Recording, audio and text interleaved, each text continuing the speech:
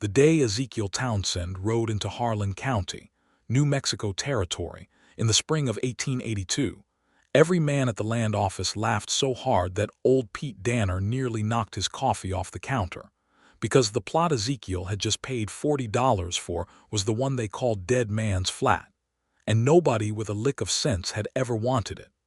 Ezekiel stood at the counter with his hat in one hand and his receipt in the other, and he did not flinch at the laughter. He was 28 years old, broad across the shoulders, with sun-darkened skin and hands that already bore the calluses of a man who had never been afraid of hard work. His dark eyes moved slowly around the room, taking in every grinning face, and then he folded the receipt, tucked it into the breast pocket of his duster, set his hat back on his head, and walked out into the blazing New Mexico sun without saying a single word. Pete Danner called after him from the doorway. "Son, that land ain't got a drop of water within 3 miles. The soil is all alkali and rock. You would have better luck farming the moon." Ezekiel turned on the boardwalk, squinting back at the man. "Then I reckon the moon and I are about to get very well acquainted," he said quietly, and he untied his horse from the post and rode east out of town. Dead Man's Flat was everything they said it was, and worse. It sat on a stretch of high desert scrubland that sloped gently from the base of a red sandstone ridge down to a dry creek bed that had not seen running water in what looked like years. The soil was pale and cracked, laced through with the white crust of alkali deposits. The only things growing were a few clumps of greasewood and some stubborn scrub cedar that had wedged themselves into the cracks of the ridge. There were no trees to speak of, no shade, no shelter, and the wind came off the ridge in a steady moan that made the whole place feel like it was grieving something it had lost a long time ago. Ezekiel rode the perimeter of his 40 acres on that first afternoon, moving slowly, reading the land the way his father had taught him to read it back in Tennessee, before the war had scattered the Townsend family like seeds in a hard wind. His father had been a man who believed the earth always told the truth if you listened carefully enough, and so Ezekiel listened. He noticed the way the dry creek bed curved along the southern boundary of his plot. He noticed the dark line of moisture staining the sandstone along the base of the ridge, barely visible but there. He noticed the way the greasewood clustered in one particular low spot near the center of the flat, thicker and greener than anywhere else, and he knew what that meant. Water. Not on the surface, but down below, and not impossibly far down either. He camped on the land that first night beneath a sky so thick with stars it looked like someone had shattered a lantern against the darkness and let the light spray out in every direction. He ate salt pork and hardtack and drank from his canteen, and he thought about what this place could be if a man was willing to work hard enough and long enough to pull its possibilities up out of the ground. He thought, too, about why he had come to New Mexico Territory in the first place, which was a thought that always brought him back to a particular afternoon in Missouri 2 years before, standing in the mud outside a courthouse where a judge had just ruled that the land his family had farmed for 3 generations belonged now to a railroad company, because the railroad had wanted it, and the railroad had the lawyers to take it. His mother had stood beside him holding a handkerchief to her eyes, and his younger brother Caleb had kept his fists at his sides and said nothing. And Ezekiel had made himself a promise right then and there that he would find a piece of ground somewhere in this country and make it his in a way that no railroad and no judge and no team of lawyers would ever be able to take from him. He had worked cattle in Kansas for a year and a half, saved every dollar he could, and when he heard from a drover passing through about the land lottery opening up in Harlan County, New Mexico Territory, he had ridden south without hesitating. The best plots had gone quickly to men with more money and more connections, and what was left was Dead Man's Flat. But Ezekiel had looked at the land agent's survey map and seen the dry creek and the ridge, and he had put his $40 down. Now he lay on his bedroll under those New Mexico stars and let himself feel the full weight of what he had done, and then he let it go, because feeling sorry for yourself was a luxury, A man could not afford when he had 40 acres of rock and alkali standing between him and everything he wanted his life to be. He started digging the next morning. The well took him 2 weeks and nearly broke him twice. He hit rock at 12 feet and had to rent a hand drill from a man in town named Augusto Reyes, who ran the hardware store and who, unlike the men at the land office, did not laugh at Ezekiel but instead sold him the drill and a box of blasting powder and told him quietly that there was a spring-fed aquifer under that whole eastern stretch of the county, and that if Ezekiel went deep enough he would find it. "How do you know?" Ezekiel had asked. Augusto had shrugged with the particular philosophical calm of a man who had lived in the desert his whole life. "The Apache knew. They camped along that ridge for 100 years before the army pushed them out. They did not camp in places without water." Ezekiel had thought about that on the long ride back to his flat, and he thought about the injustice of it too, about what it meant that a people who had known this land so intimately had been driven from it, so that men like himself could come along and buy 40 acres of it for $40. It was a complicated thing to sit with, and he did not pretend to have answers, but he made a private resolution to treat the land with the same respect the people who had lived here first would have expected, and to waste nothing. He went deeper. At 22 feet, the drill bit through the last shelf of rock and water, rose up around it like a gift, cold and clear and tasting of minerals and time. Ezekiel knelt over that hole in the earth and pressed his palm flat against the wet ground, and felt something move through him that he could not name, something that was partly relief and partly gratitude and partly a wild, fierce joy that he had not felt in a very long time.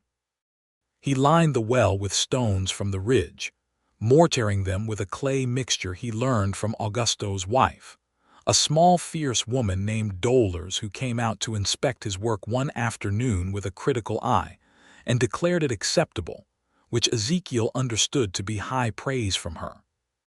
He built a simple stone coping around the top and fashioned a wooden crossbar and bucket assembly, and when the first bucket came up full and cold and clear, he stood in the afternoon sun and drank from it until he could not drink any more.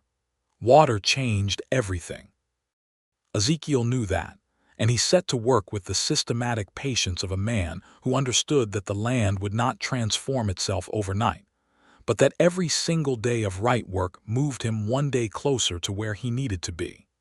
He hauled load after load of river sand up from the creek bed in a rented wagon, mixing it into the alkali soil to break up the crust and improve the drainage.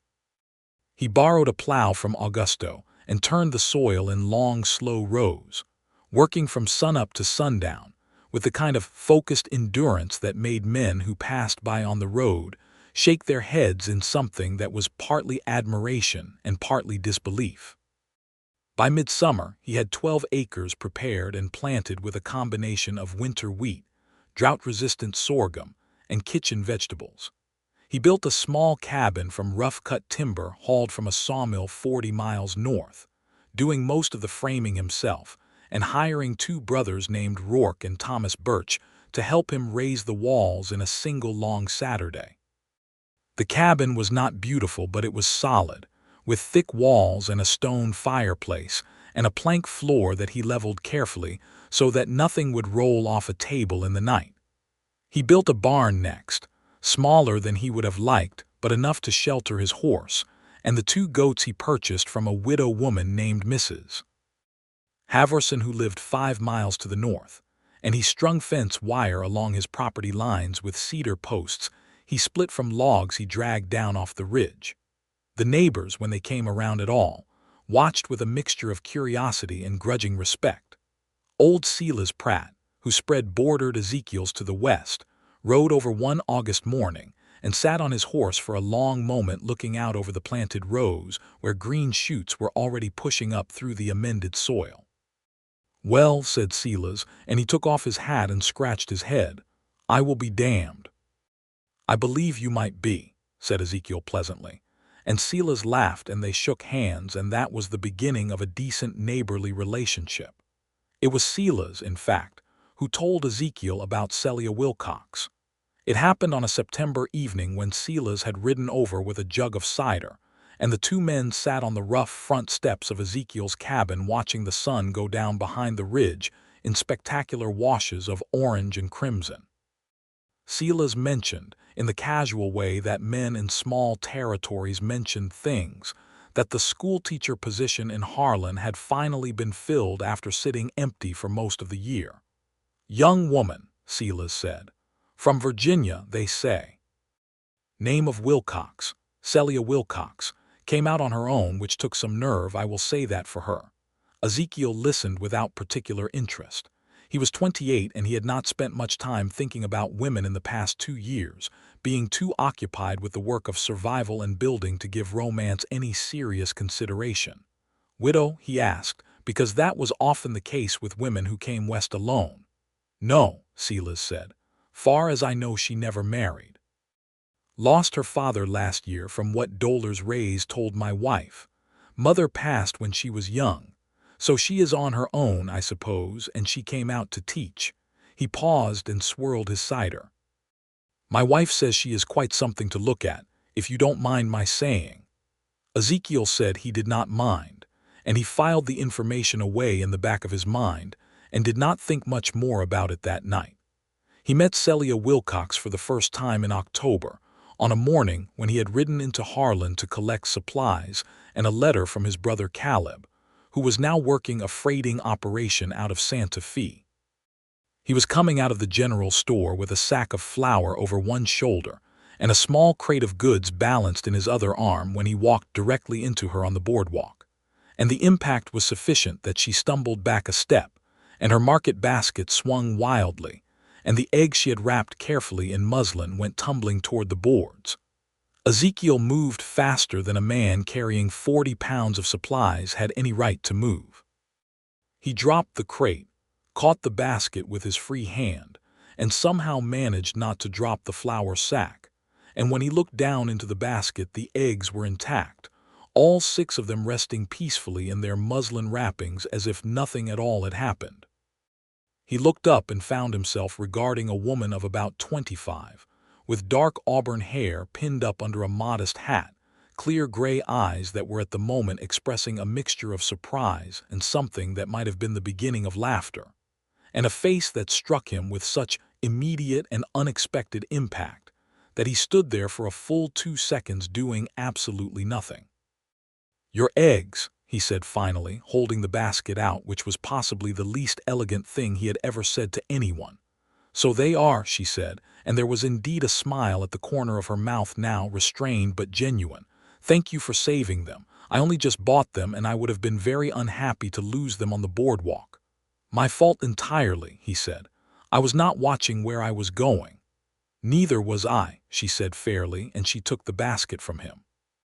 Up close he could see that she had a scattering of faint freckles across her nose, and that her eyes were not purely gray but had a ring of green around the outer edge, and that she was looking at him with a frank, composed attention that was different from the way most women he had met in the territory looked at a stranger.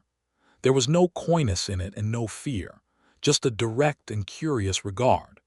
"Ezekiel Townsend," he said. "I have a spread east of town.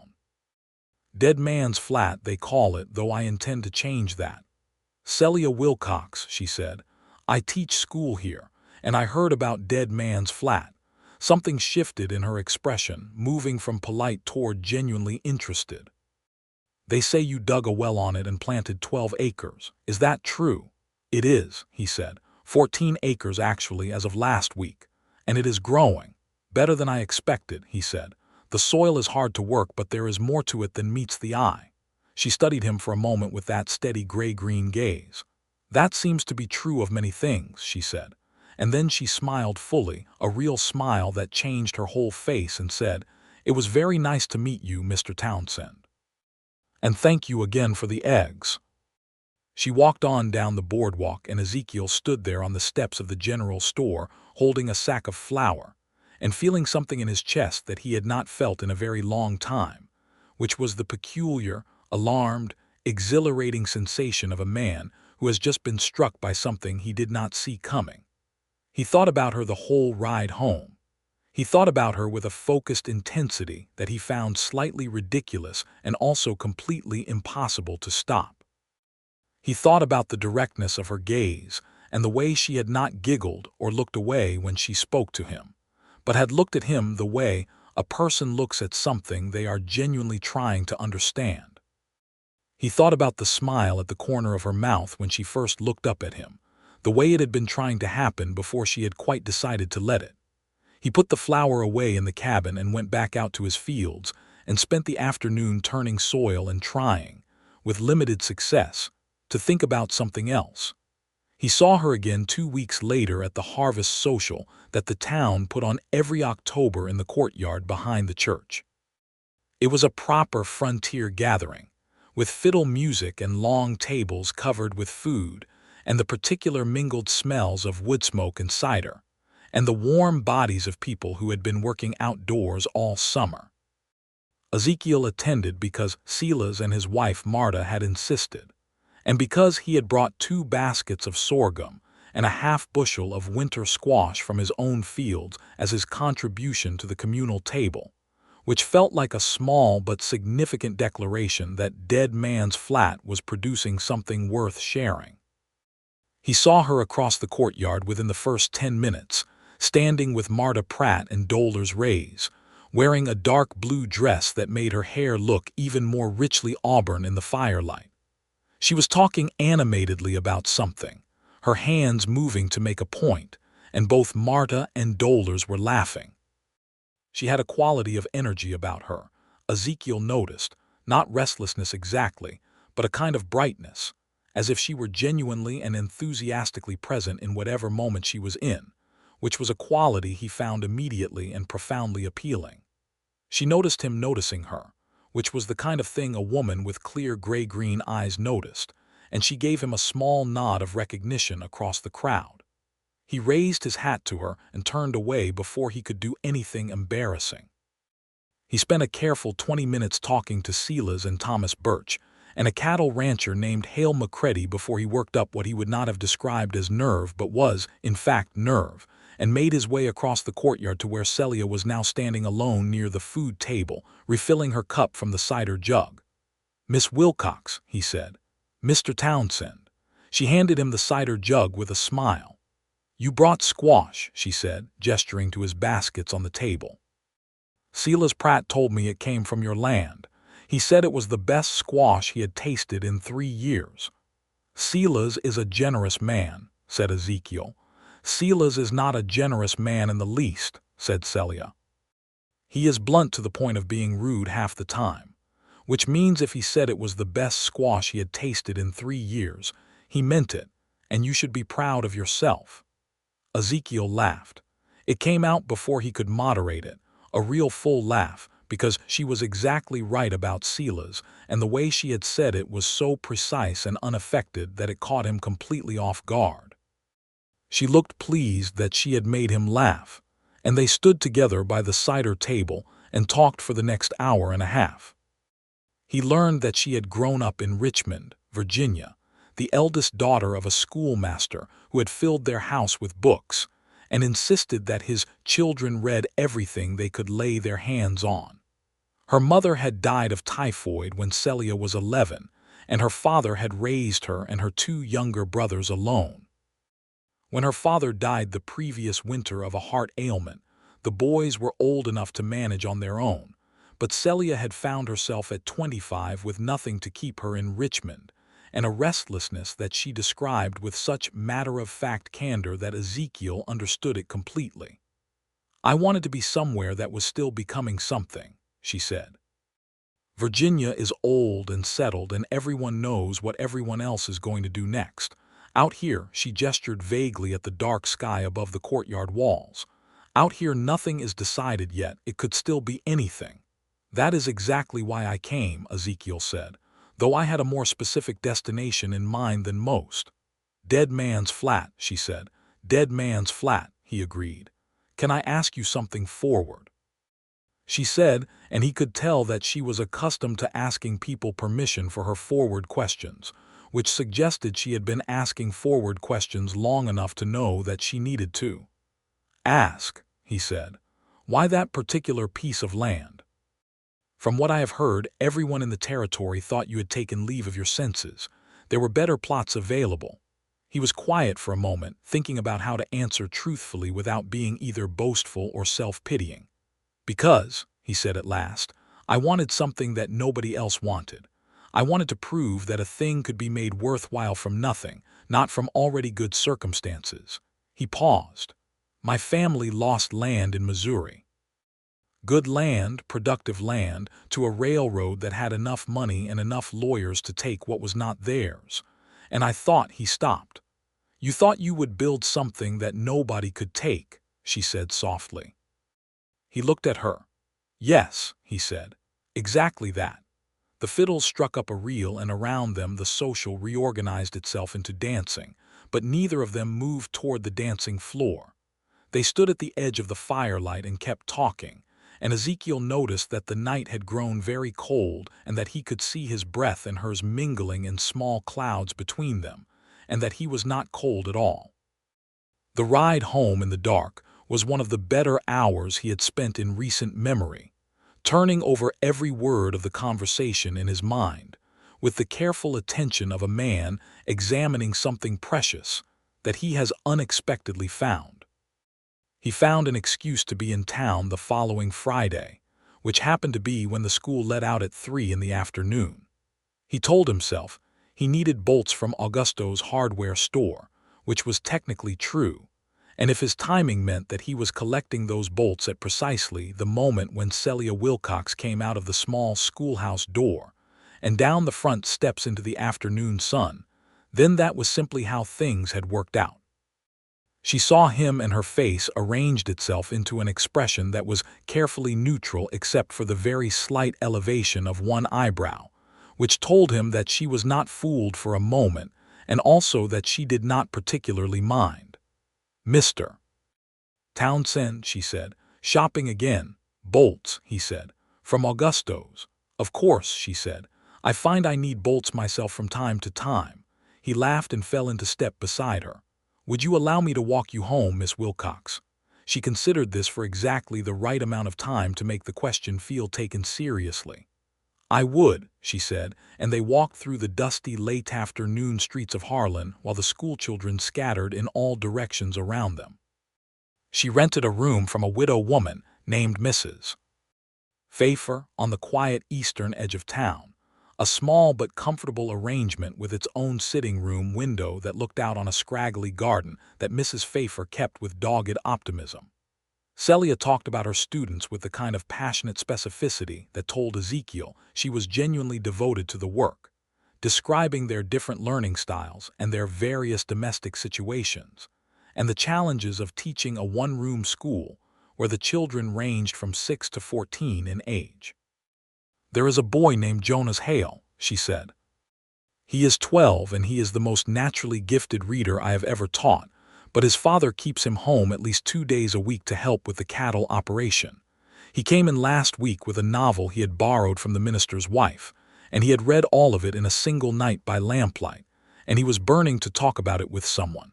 She shook her head. He needs more books and more time than either I or his circumstances can give him. That is a hard thing, Ezekiel said. Being able to see what a person could become and not being able to give them what they need to get there. She looked at him.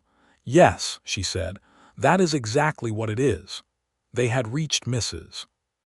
Pfeiffer's gate, and they stopped and stood on either side of it in the golden late afternoon light. A dog barked somewhere down the street. The wind moved through the scraggly garden with a sound like paper. I would like to visit your land sometime, Celia said. If that would be appropriate. I have heard so much about it, and I am curious to see what a person can actually do with a place everyone else had given up on. The directness of the request made his heart do something undignified, but he kept his voice level. I would be glad to show you, he said, whenever it suits you. Saturday afternoon, she said, as if she had already decided this. If the weather holds. Saturday, he said. I will meet you here at 2. She nodded and opened the gate and went up the path to Mrs. Pfeiffer's door, and she did not look back, but just before she went inside, she turned her face slightly to the side, and he could see the smile at the corner of her mouth, the one he was already beginning to recognize. He rode home to Dead Man's Flat that afternoon in the lowering sunset and felt the 40 acres around him with new eyes, trying to see it the way she would see it, trying to understand what she would make of what he had built here. The cabin stood solid against the evening light. The well sat at the center of the yard, its stone coping neat and level. The fields stretched out in their long rows, the winter wheat already showing green, the harvested sorghum stalks standing in their cut rows against the pale soil. The barn was small but tight, and from inside came the placid sounds of his horse and his 2 goats settling for the night. It was not much. He knew that. Not yet. But he also knew, in the way that he had known on that first afternoon riding the perimeter of this flat and listening to what the land was telling him, that it was becoming something real. Saturday came with cool, clear air, and a sky of such deep, unbroken blue that it seemed almost theatrical, as if the territory were making an effort to present itself favorably. Ezekiel rode into Harlan and arrived at Mrs. Pfeiffer's gate at 2 o'clock exactly, and Celia came out the front door at 2 o'clock exactly, wearing a practical dark skirt and a warm jacket and boots that looked like they were accustomed to walking on real ground. She had brought a shawl. She was carrying nothing else, which he appreciated. He had brought his second horse, a steady bay mare named Agnes, for Celia to ride, and Celia greeted Agnes with the quiet confidence of someone who had grown up around horses and did not need to make a production of it. She checked the girth herself before she mounted, which Ezekiel noticed with approval. The ride out to Dead Man's Flat took 40 minutes at an easy pace, and they talked the whole way. He told her more about the geology of the land, about the aquifer and how he had found evidence of it, about how the dry creek bed would become a seasonal flow in the wet months, and what that would mean for the soil along the southern edge. She asked questions that were detailed and intelligent, questions that showed she had been thinking about agriculture and land and water in ways he would not have expected from a schoolteacher from Virginia. "My father had a book about desert irrigation," she explained. "Ancient Persian methods." He was fascinated by how civilizations had survived in arid places. "I read it twice." When they rode over the low ridge of ground that marked the northern boundary of his property, and the flat opened up before them, Ezekiel watched her face. He had not realized until that moment how much it mattered to him what she thought. She was quiet for a long moment, sitting Agnes, and looking out over the fields and the cabin and the well and the barn, turning slowly to take in the full perimeter of the 40 acres with their cedar post fence lines running clean and straight toward the horizon. "Ezekiel," she said, and it was the first time she had used his given name, and she said it as naturally as if she had always said it, and it hit him somewhere between his sternum and his spine. "This is extraordinary." "It is a start," he said. "No," she said firmly. "It is more than a start. This land," she shook her head slowly. "You read it correctly. You saw what it could be when everyone else only saw what it was. That is a remarkable thing." They dismounted and he walked her through the fields, explaining each decision, each amendment to the soil, each variety planted and why. She walked beside him through the rows of winter wheat and bent down to touch the soil and crumble it between her fingers, and she said nothing for a while, but he could see her mind working, processing and connecting and drawing conclusions. He showed her the well and she leaned over the stone coping and looked down into the dark water below, and he watched her face in profile against the blue sky and felt something settle in his chest with a quiet finality that was almost frightening in its completeness. She straightened up and looked at him, and whatever she saw in his face made her look down for just a moment before she looked back up, and there was something new in her expression, a kind of careful awareness, as if she had just taken a step forward and felt the ground firm under her foot and was deciding whether to take another. "You are going to make this place into something truly fine," she said. "I believe that as certainly as I have believed anything." "I hope so," he said. "I would like for it to be worth," he stopped, because he had been about to say something that he was not ready to say yet. Not to her, not out loud, Not while they were standing in the middle of his barely their farm in October with barely more than a handful of conversations between them. She looked at him steadily, and he thought she understood what he had not finished saying, because her expression went gentle and open in a way that made him feel simultaneously very seen and very grateful. "I should get you back before dark," he said. "You should," she agreed, and they walked back to the horses, and the sunset on the ride home painted the whole sky in colors so extravagant they seemed impossible, and they rode in a comfortable, companionable quiet that felt to Ezekiel more intimate than any conversation he had ever had.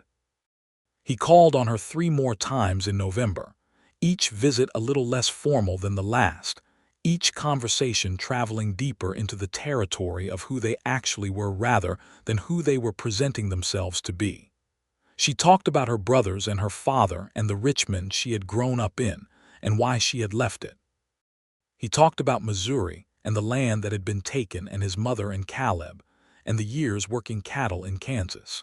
She told him about a boy she had almost married at 22, an attorney's son named Everett Howell who was perfectly kind, but who looked at her like a problem he was trying to solve rather than a person he was trying to know, and she had called it off 3 months before the wedding to her father's resigned acceptance, and the Richmond social community's very loud disapproval.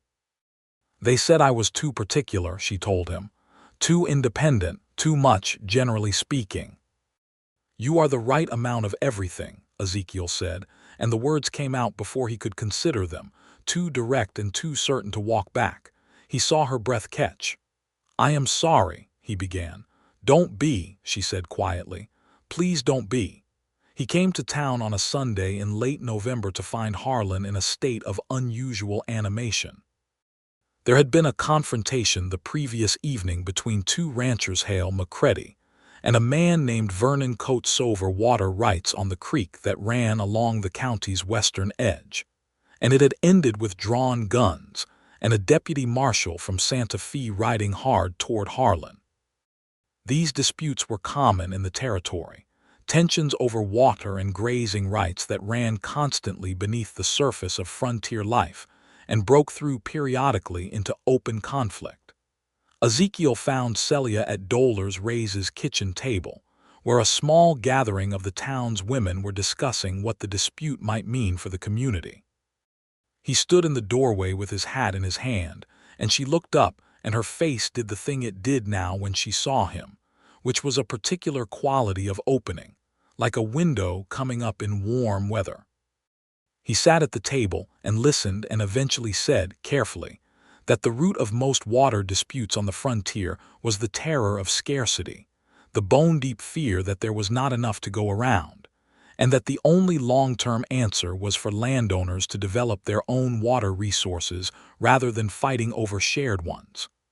"Which is precisely what you have done," said Dolar's Ray's, who was a practical woman and recognized a practical argument. "It is what the land can support if you listen to it," Ezekiel said. He walked Celia home that afternoon through a light wind that carried the smell of coming rain. At Mrs. Pfeiffer's gate they stopped as they always did, and the conversation that had been moving steadily in a particular direction for weeks arrived at its natural destination. "I think about coming out to see the land again," she said. "Often."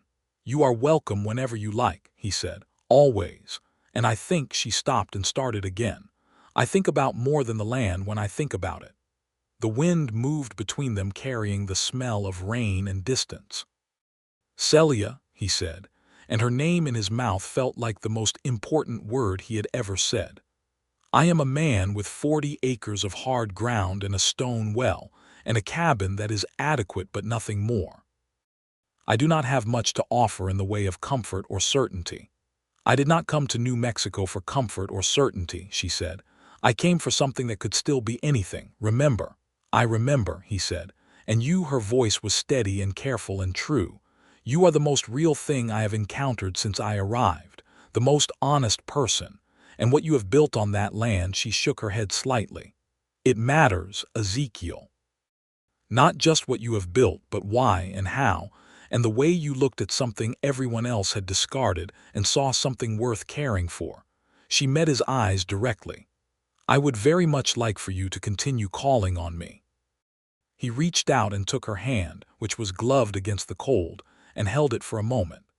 "You could not stop me," he said, which was not a very poetic declaration but was entirely true, and from the way she smiled it was exactly what she wanted to hear. December settled over Harlan County in a series of cold, dry days and colder nights. Ezekiel winterized the farm as best he could, insulating the barn and laying in feed and storing the harvested crops in the root cellar he had begun digging in November. The winter wheat was in the ground and would survive the cold and come up stronger for it in the spring. He had sold the sorghum in town, and the return was modest but real, his first actual income from the land, and he held the banknotes for a moment before folding them carefully into his coat. He called on Celia every Sunday and sometimes on Friday evenings when she had finished marking papers, and on the Sundays when the weather was clear enough, he drove her out to Dead Man's Flat in his wagon and they walked the land together. She brought her Persian irrigation book one Sunday, and they sat at the table in his cabin with cups of coffee and talked about what could be done with the seasonal creek flow in the spring. She had a way of thinking through problems that was completely unlike his but complementary to it, where he saw the physical reality of the land and thought in terms of soil and water and labor. She thought in terms of systems and cycles and long-term consequence, and the combination of their two ways of thinking produced ideas that neither of them would have arrived at alone. It was during one of those Sunday afternoons at the cabin table, with snow falling lightly outside the window and the fireplace pushing warmth into the small room, that she looked up from the book and across the table at him and said, very quietly, "I am in love with you." The directness of it stopped all the air in the room. She looked at him steadily, in that way she had, without flinching or looking away. "I know that may be forward. I know we have not known each other very long, but I have never been the kind of person who keeps true things to herself because they might be inconvenient, and this is true, and I thought you should know it." Ezekiel set down his coffee cup very carefully. He looked at her face in the firelight, at the gray-green eyes and the freckles across her nose, and the serious, open expression of a woman who has just said something terrifying and is holding herself completely still to see what happens next. "Celia," he said, "I have been in love with you since October, since you stood on the boardwalk with your eggs and told me that Silas Pratt was not a generous man." Her breath came out of her in a small, soft rush, and the expression that moved across her face was so unguarded that it made his chest ache. She laughed, a real laugh, the full one that changed her whole face. "Since the eggs," she said. "Truly." "Since the eggs," he said. He reached across the table and covered her hand with his. Outside, the snow fell on his 40 acres, on the winter wheat sleeping under its cold cover, on the stone well and the barn and the cedar fence lines running to the horizon. The fire snapped and settled. Agnes made a quiet sound in the barn, and inside the small, solid cabin that Ezekiel had built from rough timber on the worst plot of land in the territory, everything became exactly what it had been building toward being.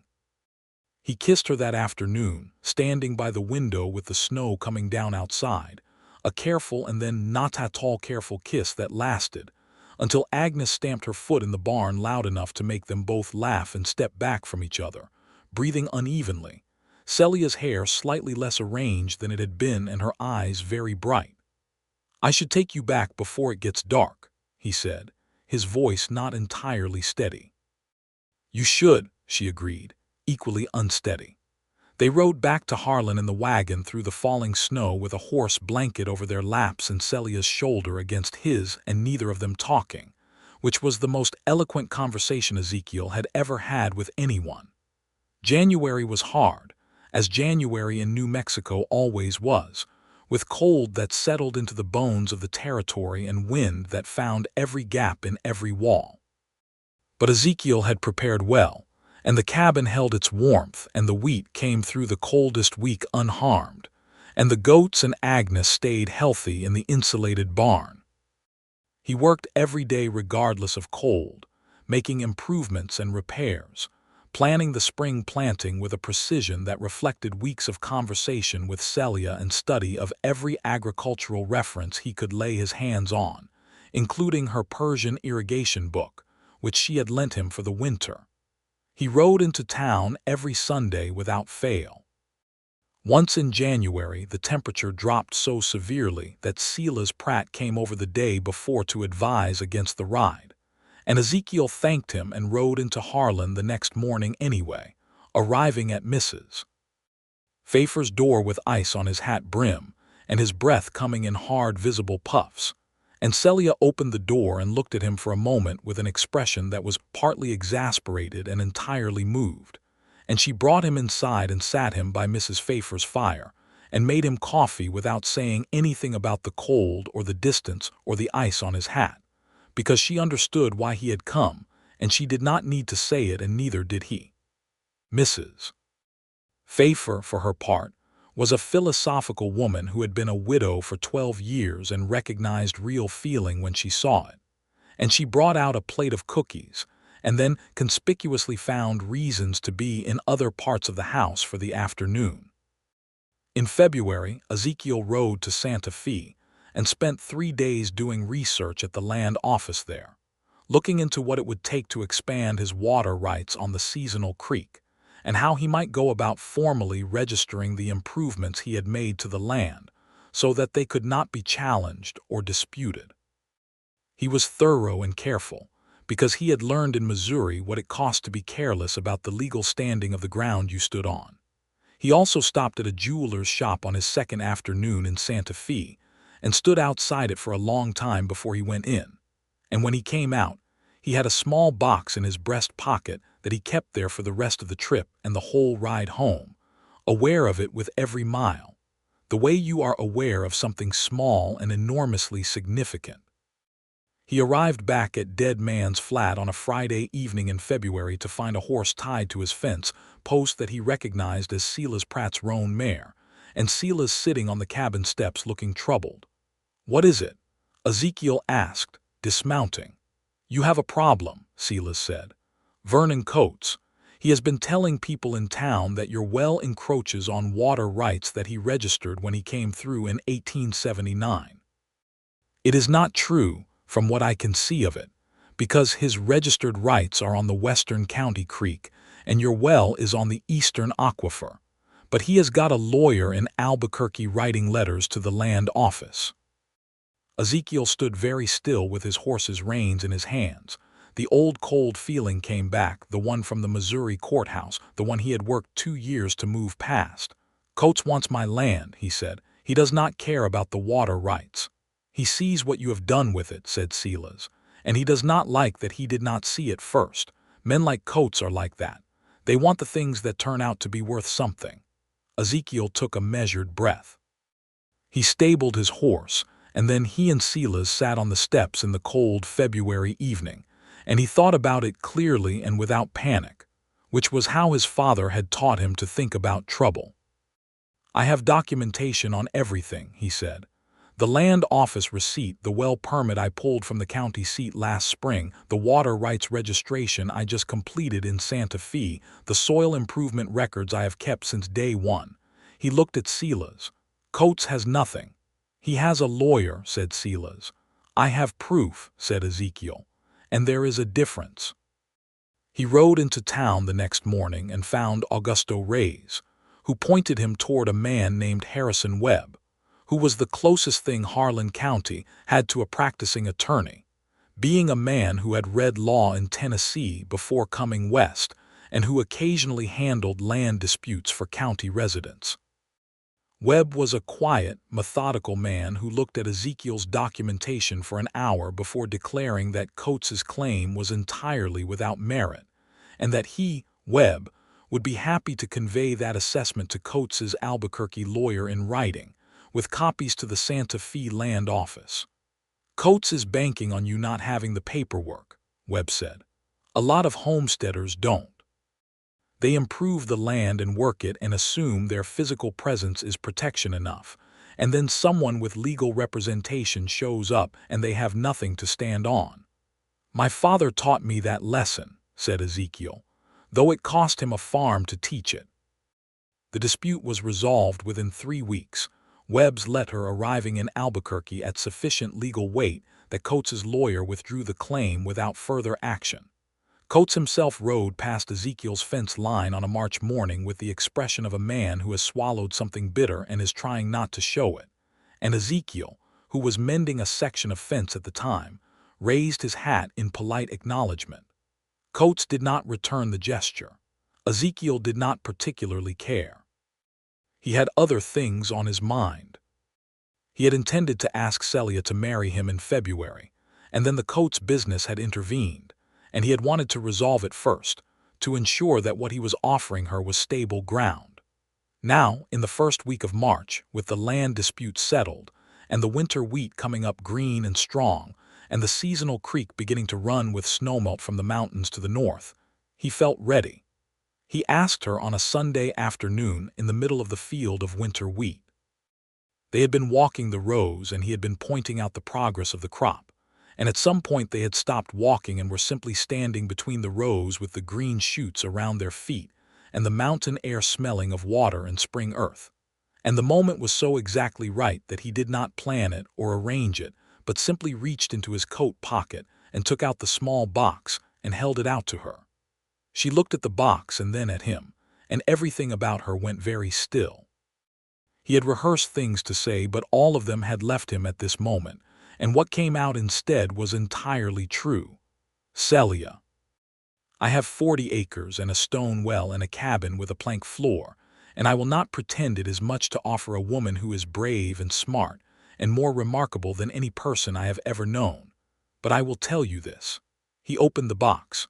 The ring inside was simple gold with a single small pearl, the best he had been able to afford and exactly right, because it was not trying to be something it was not.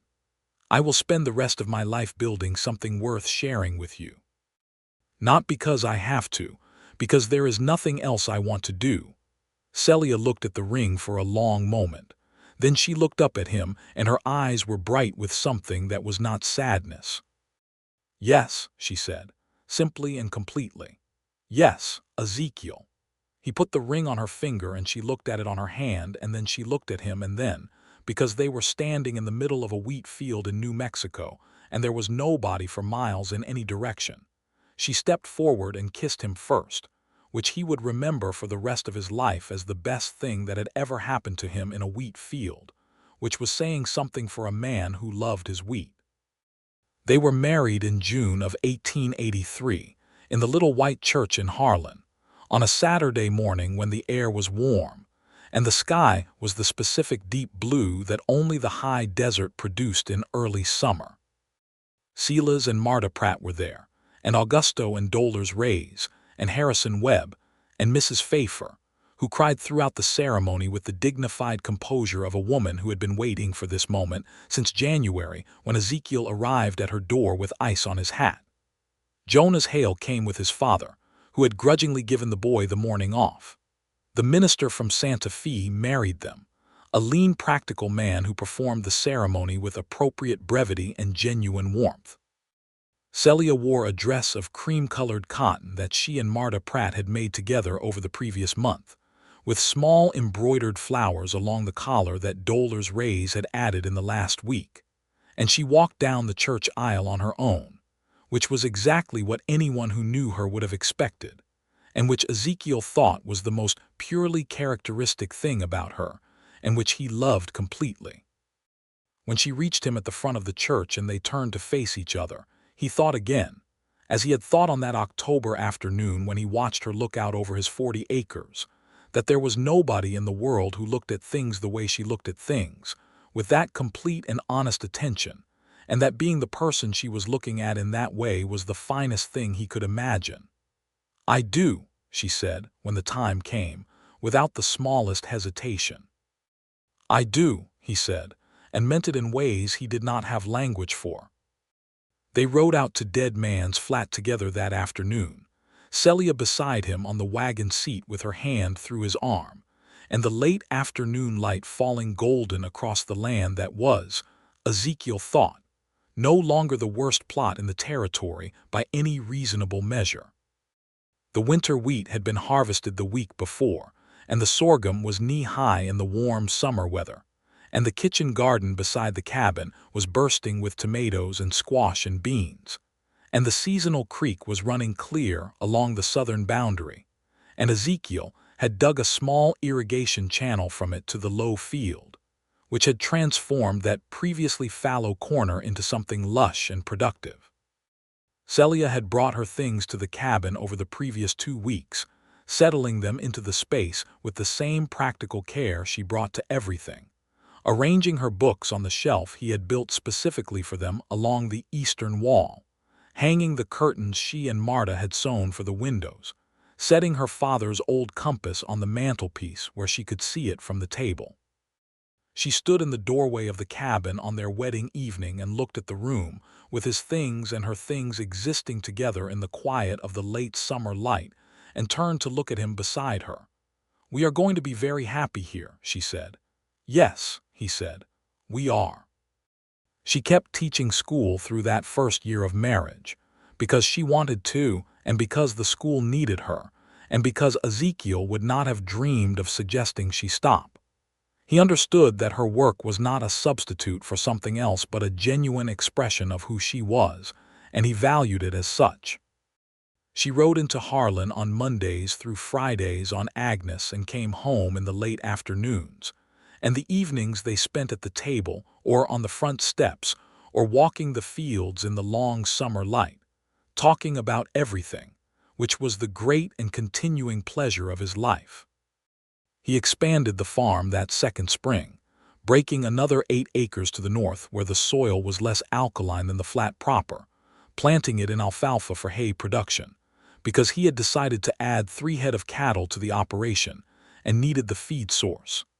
He hired Thomas Birch's boy, a reliable young man named Wren, to help with the expansion work, and Wren turned out to be a worker of genuine quality who came back every season for the next several years. The cattle operation proved sound. By the end of 1884, Ezekiel had 5 head on 40 acres and was selling modest quantities of milk and beef to the Harlan General Store and to several families in the county. The wheat and sorghum operation was established enough that he could rotate crops efficiently, resting sections of the soil while working others, building the land's fertility gradually and sustainably in a way that the men who had laughed at him in the land office would not have imagined when they watched him walk out their door 3 years before. In the fall of 1884, Celia told him, on a quiet October morning very similar to the one when she had sat across from him at the table and told him she was in love with him, that she was expecting their first child. He sat very still for a moment after she said it, feeling something move through him that he could not categorize because he had never felt it before. She watched him with that careful open expression that meant she was not entirely certain how he would take it, and he realized his silence had gone on long enough, and he stood up from the table and crossed the room and held her, carefully, as if she were something astonishingly valuable that had just been placed in his hands. "Are you pleased?" She asked against his shoulder. "I cannot find words for how pleased I am," he said. "I am going to need some time to find them." She laughed her full laugh against his shoulder, and he felt it all through his chest. She had the baby in May of 1885, in the cabin on Dead Man's Flat, with Marta Pratt and Dolores Reyes attending, and a doctor from Santa Fe who arrived with sufficient time to be useful. It was a long labor, and there were hours during it when Ezekiel sat outside the cabin door doing the hardest thing he had ever done, which was waiting with nothing to do. And the night was very long, and the stars looked indifferent, and he had a conversation with God that was more frank than devout.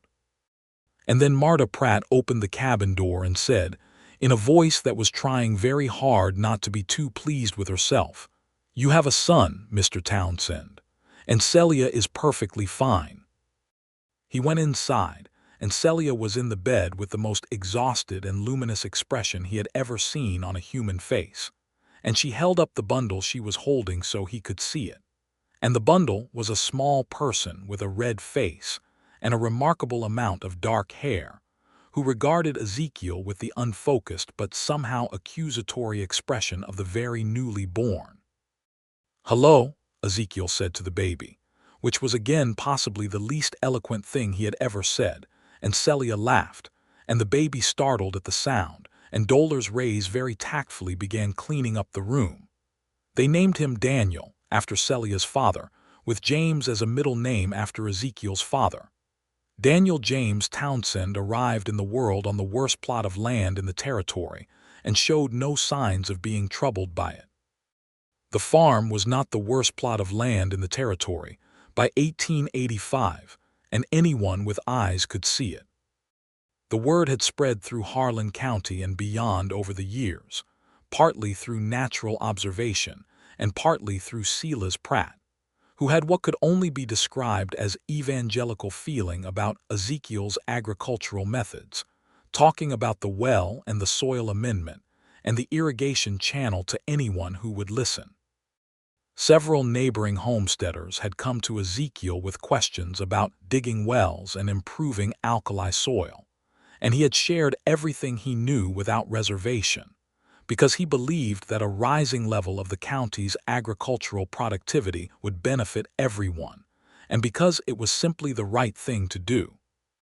Augusto Reyes mentioned to him one afternoon that the land office in Santa Fe had started listing the eastern Harlan County flatlands as second-tier, rather than third-tier agricultural land on their official assessments, which Ezekiel recognized as a quiet but significant official acknowledgement of what was actually happening out there. In 1886, Celia added a second bookshelf to the eastern wall of the cabin, because the first was full, and Ezekiel added a room to the north side of the cabin with real windows and a proper door, making space that had originally been planned as a guest room, but which in practice became a combination reading room and office where Celia could mark papers in the evenings and where Daniel, as he grew old enough to sit on a lap and look at pictures in books, spent considerable contented time being introduced to his grandfather's collection. That same year, young Jonas Hale, now 17 and nearly done with school, came to Ezekiel one afternoon and asked if there might be work on the farm during the summer, because his father's cattle operation was not doing well, and the family needed the income, and Jonas had been thinking about learning proper agricultural methods. Ezekiel hired him without hesitation, and Jonas proved to be one of those rare people who absorbed information the way good soil absorbed water, quickly and deeply, and without waste. By autumn, Jonas had become indispensable enough that Ezekiel offered him a permanent position with a small share in the farm's annual yield, an arrangement that was unusual for the time, but which suited both of them perfectly. Jonas's father, who had always been more interested in his son's labor than his education, was appeased by the income, and Jonas, who had read every book in the Harlan schoolhouse and several from Celia's personal library, was quietly and visibly flourishing in a way that made Celia, when she thought about that 12-year-old boy she had first seen burning to talk about a novel he had read by lamplight, feel something very close to pure happiness. Daniel took his first steps on the plank floor of the cabin in June of 1886, lurching from the table leg to his father's waiting hands, with an expression of fierce and concentrated triumph that Ezekiel recognized as his mother's determination and his own stubbornness in equal measure. Celia stood in the doorway and applauded, and Daniel looked over at her with an enormous grin and sat down very suddenly on the floor, and everyone, including Daniel, found this hilarious. The summer of 1887 brought two things of significance. The first was the best wheat harvest the farm had yet produced, 72 bushels from 20 acres of improved ground, which Ezekiel sold at the Harlan Grain Exchange for the best price he had received since starting the operation, and which meant that, for the first time, he had not merely enough to sustain operations through the year, but a genuine surplus to invest in expansion. He and Celia sat at the table the evening after the sale with the banknotes spread between them, and a lamp turned up full against the dark summer evening outside, and they talked through the possibilities with the particular pleasure of two people who have worked for something long enough that having choices about it feels like a physical luxury. He wanted to buy the additional 20 acres that adjoined his northern boundary, which had come available when a man named Fordyce had given up on the territory and gone back to Missouri. She wanted to use part of the surplus to start a lending library in Harlan, which was a thing the town desperately needed and which she had been planning in the margins of her lesson books for 2 years. They did both. Ezekiel bought the 20 acres, bringing the farm to 60 total, and Celia opened the Harlan reading room in a space she rented from Mrs. Pfeiffer's nephew above the general store, stocking it initially with donations of books from every family in the county, and supplemented by a careful purchase from a bookseller in Albuquerque. It opened on a September Saturday with 18 people crowding into a space designed for 12, and the minister read an opening passage from the Bible and Harrison Webb read one from the Constitution, and Augusto Reyes brought a bottle of something to celebrate with, and Daniel Townsend, aged 2, sat on his father's shoulders and looked at all the books with enormous solemn eyes. The second significant thing of that summer came in August, when Celia sat across from him at the table in the morning light and told him, with the same particular quality of careful openness she brought to important information, that there would be another child in the spring. Ezekiel nodded and folded the newspaper he had been reading and set it aside and looked at his wife across the table. She was 29 now, and she was more beautiful to him than she had been on the boardwalk in October of 1882, which he had not thought possible at the time. The years had not changed her so much as deepened her, the way good soil deepened with each year of right treatment, becoming more itself rather than less. "How are you feeling?" he asked. "Very well," she said. "Better than last time, actually." "Good," he said, and reached across and covered her hand with his. "Good." She gave him a look. "You are not going to sit outside the cabin door for 16 hours again," she said. "I will not have it." "We will see," he said. "Ezekiel James Townsend," she said. "Celia," he said with great solemnity. She threw a napkin at him, and he caught it, laughing, and Daniel looked up from his bowl of porridge and said, "Papa," with authoritative displeasure at being ignored, and the morning sun came through the windows onto the bookshelves, and the compass on the mantelpiece, and the 70 acres outside where the wheat stood in its rows, and the cattle grazed the alfalfa field, and the stone well sat at the center of everything that had come from one man's decision, not to listen to the people who said a thing was impossible. The second child was born in February of 1888, a girl this time, who announced herself to the world with a vigor that made the doctor from Santa Fe blink in surprise.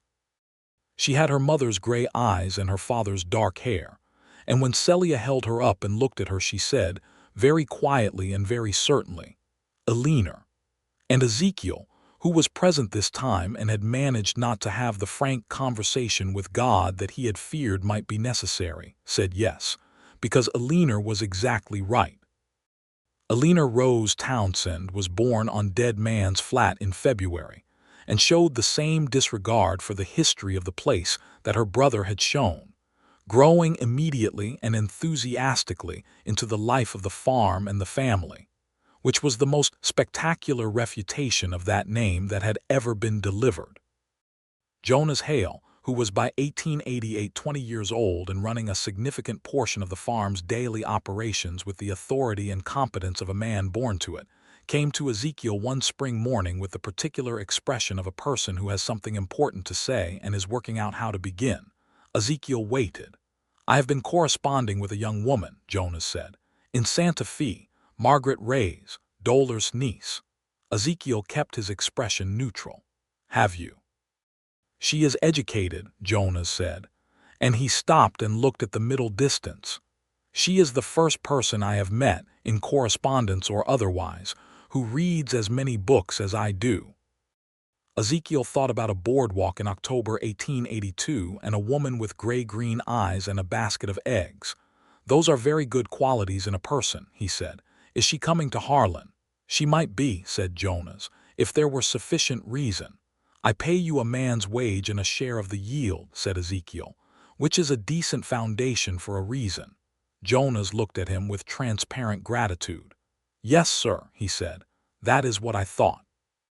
Margaret Rays came to Harlan that summer, and within 6 months she and Jonas Hale were married in the same white church where Ezekiel and Celia had been married 5 years before, with Dolores Rays crying with absolute abandon in the front pew, and Augusto patting her hand and Celia beside Ezekiel in their usual place with a leaner on her lap, and Daniel doing his best to sit still next to his father, which was not very still at all. By 1889, the farm had 60 acres under active cultivation, with wheat and sorghum and alfalfa, and a kitchen garden that Celia had expanded to include a small orchard of peach and apple trees, planted along the southern boundary near the creek, dwarf varieties suited to the high desert climate that she had researched with characteristic thoroughness.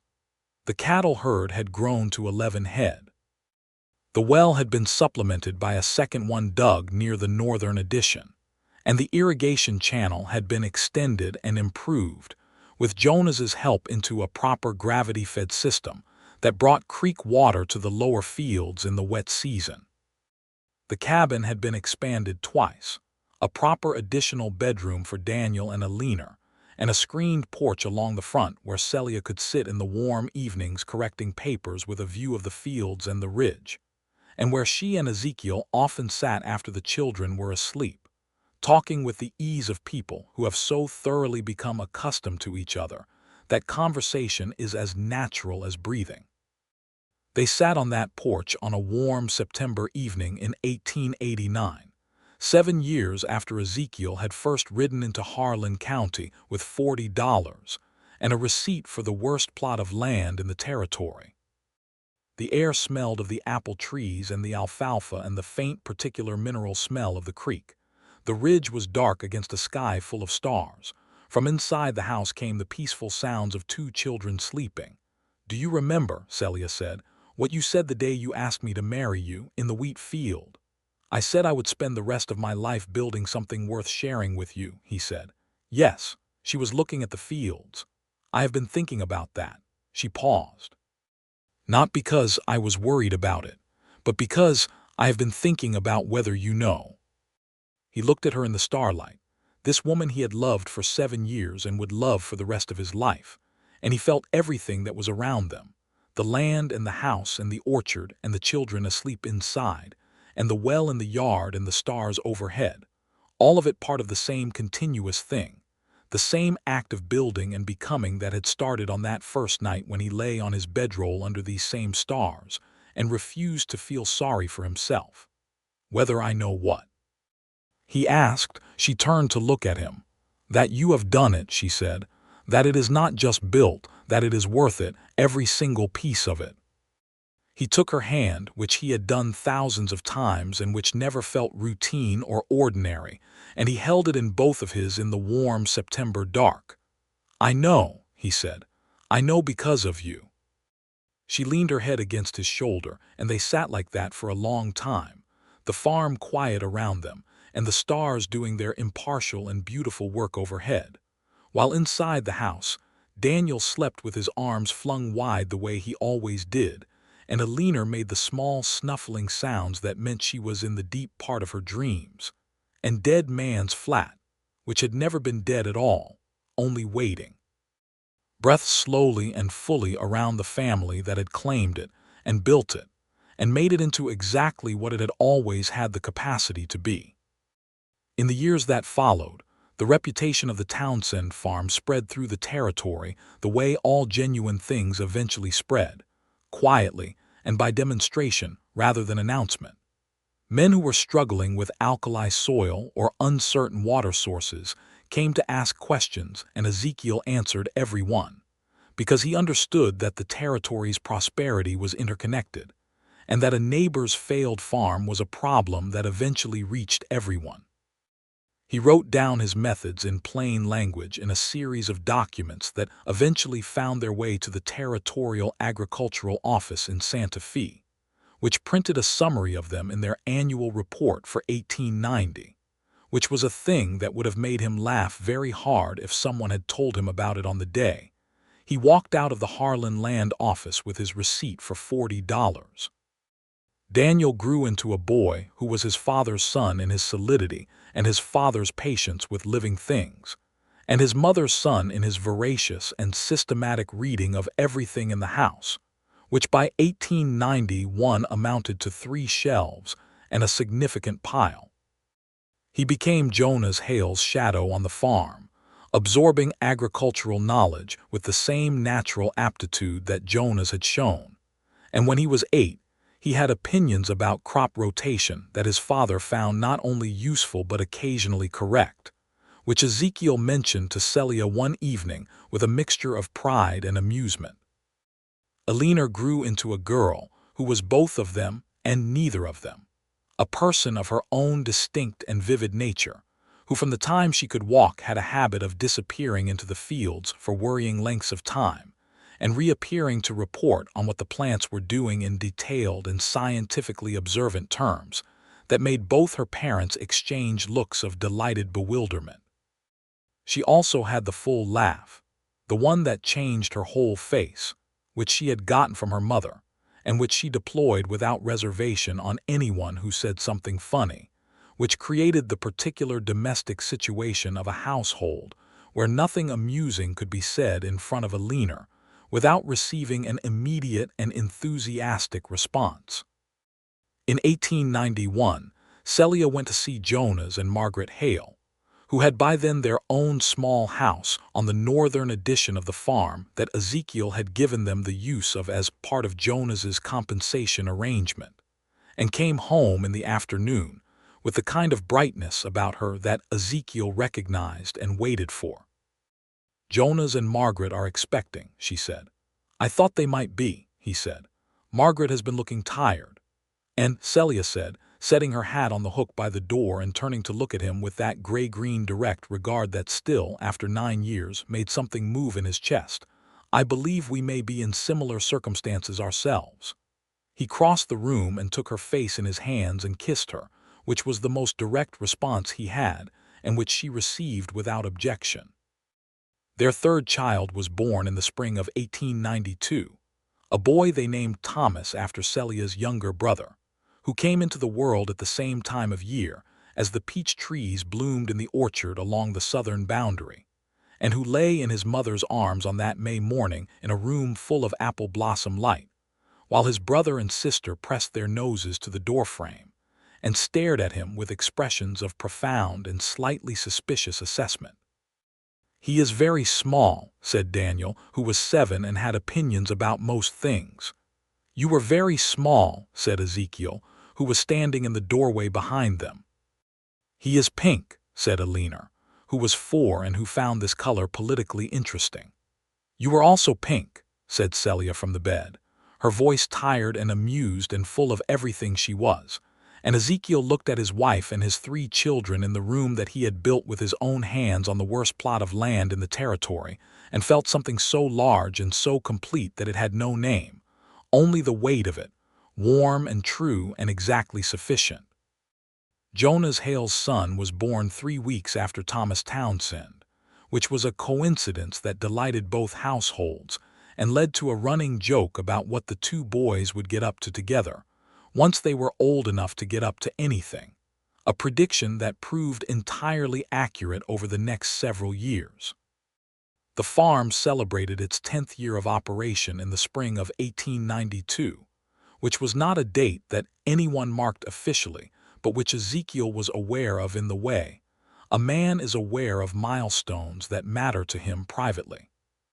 He walked the perimeter of the farm on the anniversary of the day he had first done so, moving slowly along the fence lines that were now well maintained and solid, looking out at the fields and the orchard and the buildings, the 2 wells and the irrigation channels and the windbreak of cedar and cottonwood he had planted along the western edge 5 years before, and which were now tall enough to provide genuine shelter.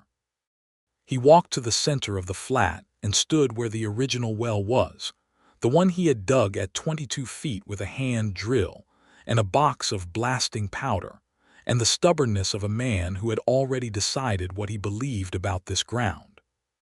He stood there in the May morning sunshine and thought about his father, who had believed that the earth told the truth if you listened, and about the men in the land office who had laughed, and about an October afternoon on a boardwalk when a woman with gray-green eyes had told him that Silas Pratt was not a generous man.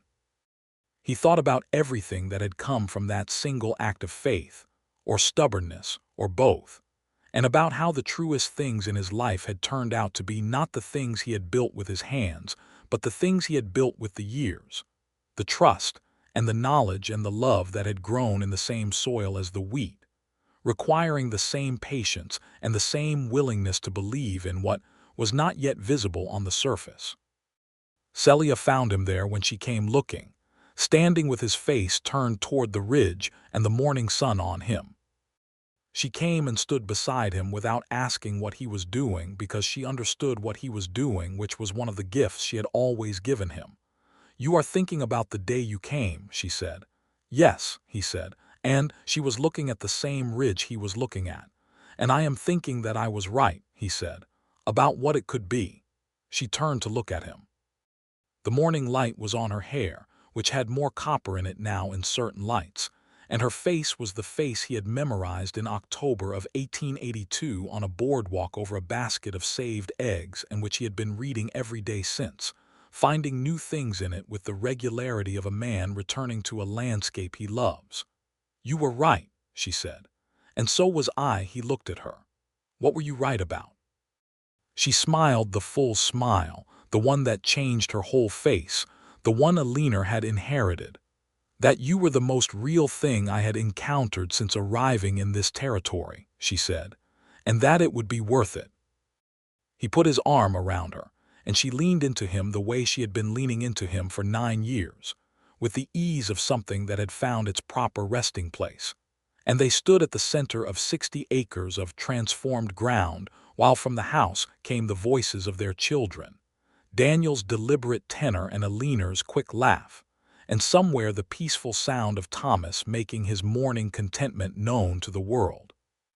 And from the barn Jonas was calling something to one of the farm hands, and a horse blew softly in the warm spring air, and the peach trees along the creek were in full bloom, and the wheat was 2 hands high in the eastern fields, and the stone well at the center of the farm stood solid and necessary and full, and everything that had started with a $40 receipt and a room full of laughter was here, was real, was rooted so deep in the hard and blessed ground of it that no railroad and no lawyer and no man with nothing but arrogance and a shallow claim would ever move it again.